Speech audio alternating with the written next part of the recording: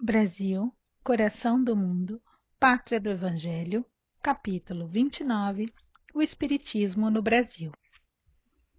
Consolidadas as primeiras construções basilares de Ismael na Pátria do Cruzeiro, o Espiritismo derramou seus frutos sazonados e doces no coração da coletividade brasileira. Em seu seio, nas grandes sociedades e nos lugarejos obscuros, a doutrina consoladora apresentou sempre as mais belas expressões de caridade e de fraternidade. Jesus, com as suas mãos meigas e misericordiosas, fez reviver, no país abençoado dos seus ensinamentos, as curas maravilhosas dos tempos apostólicos. Abnegados médiuns curadores, desde os primórdios da organização da obra de Ismael nas terras do Brasil, espalharam como instrumentos da verdade as mais fartas colheitas de bênçãos do céu, iluminando todos os corações. Curando os enfermos, os novos discípulos do Senhor restabeleciam o espírito geral para a grande tarefa. Vestindo os andrajosos, tocavam as almas de uma nova roupagem de esperança. Enquanto na Europa a ideia espiritualista era somente objeto de observações e pesquisas nos laboratórios, ou de grandes discussões estéreis no terreno da filosofia, não obstante os primores morais da codificação kardeciana, o espiritismo penetrava o Brasil com todas as suas características de cristianismo redivivo, levantando as almas para uma nova alvorada de fé. Aí, todas as suas instituições se alicerçavam no amor e na caridade. As próprias agremiações científicas, que de vez em quando aparecem para cultivá-lo na sua rotulagem de metapsíquica, são absorvidas no programa cristão, sob a orientação invisível e indireta dos emissários do Senhor. Todas as possibilidades e energias são por Ismael aproveitadas para o bem comum e para a tarefa de todos os trabalhadores. E é por isso que todos os grupos sinceros do espiritismo no país têm as suas águas fluidificadas, a terapêutica do magnetismo espiritual, os elementos da homeopatia, a cura das obsessões, os auxílios gratuitos no serviço da assistência aos necessitados, dentro do mais alto espírito evangélico, dando-se de graça aquilo que se recebeu como esmola do céu.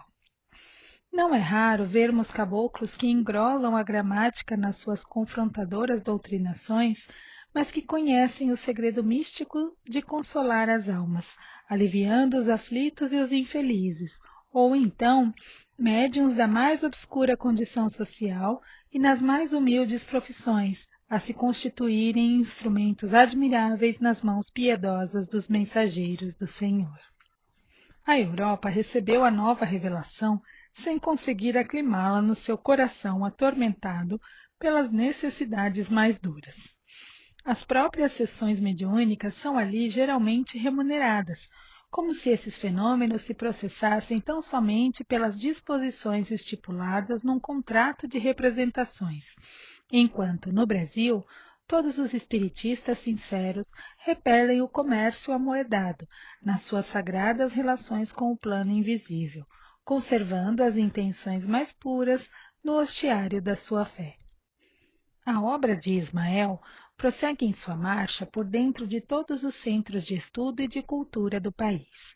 Todavia, temos de considerar que um trabalho dessa natureza, pelo seu caráter grandioso e sublime, não poderia desenvolver-se sem os ataques inconscientes das forças reacionárias do próprio mundo invisível.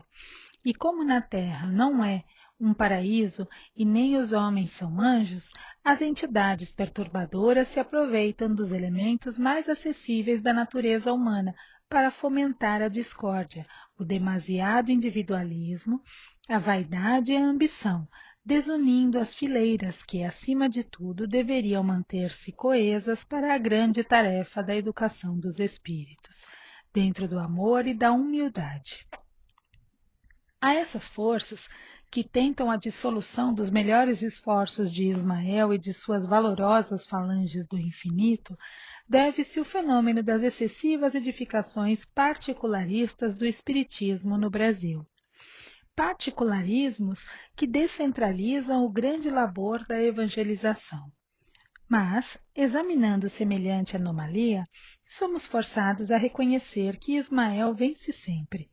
Construídas essas obras que se levantam com pronunciado sabor pessoal, o grande mensageiro do Divino Mestre as assinala imediatamente com o selo divino da caridade, que, de fato, é o estandarte maravilhoso a reunir todos os ambientes do Espiritismo no país, até que todas as forças da doutrina, pela experiência própria e pela educação, possam constituir uma frente única de espiritualidade, acima de todas as controvérsias. É para essa grande obra de unificação que todos os emissários cooperam no plano espiritual, objetivando a vitória de Ismael nos corações. E os discípulos encarnados bem poderiam atenuar o vigor das dissensões esterilizadoras, para se unirem na tarefa impessoal e comum, apressando a marcha redentora. Nas suas fileiras respeitáveis, só a desunião é o grande inimigo, porque, com referência ao catolicismo, os padres romanos, com exceção dos padres cristãos, se conservam onde sempre estiveram, isto é, no banquete dos poderes temporais, incensando os príncipes do mundo e tentando inutilizar a verdadeira obra cristã. Os espiritistas bem sabem que, se eles constituem sérios empecilhos à marcha da luz, todos os obstáculos serão, um dia, removidos para sempre do caminho ascensorial do progresso.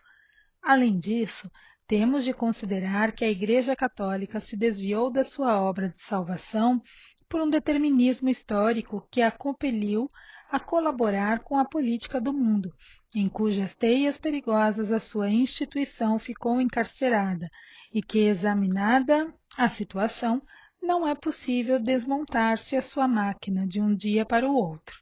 Sabemos, porém, que a sua fase de renovação não está muito distante. Nas suas catedrais confortáveis e solitárias e nos seus conventos sombrios, novos inspirados da Umbria virão fundar os refúgios amenos da piedade cristã. Depreende-se, portanto, que a principal questão do espiritualismo é proclamar a necessidade da renovação interior, educando-se o pensamento do homem no Evangelho, para que o lar possa refletir os seus sublimados preceitos. Dentro dessa ação pacífica de educação das criaturas, aliada à prática genuína do bem, repousam as bases da obra de Ismael, cujo objetivo não é a reforma inopinada das instituições, impondo abalos à natureza, que não dá saltos. É, sim, a regeneração e o levantamento moral dos homens, a fim de que essas mesmas instituições sejam espontaneamente renovadas para o progresso comum. A tarefa é vagarosa, mas de outra forma seria a destruição e o esforço insensato. A obra da revolução espiritual no Evangelho de Jesus não se compadece com as agitações do século. Os que desejarem impor no seu compreensivo entusiasmo de crentes os preceitos do Mestre às instituições estritamente humanas, talvez ainda não tenham ponderado que a obra cristã espera, há 2 milênios, a compreensão do mundo. Todos os que lutaram por ela de armas na mão e quantos pretenderam utilizar-se dos processos da força para a imposição dos seus ensinamentos no transcurso dos séculos, tarde reconheceram a sua ilusão, redundando seus esforços no mais franco desvirtuamento das lições do Salvador, porque essas lições têm de começar no coração para conseguirem melhorar e regenerar o planeta. É dentro dessa serenidade, sob a luz da humildade e do amor, que os espiritistas do Brasil devem reunir-se, a caminho da vitória plena de Ismael em todos os corações.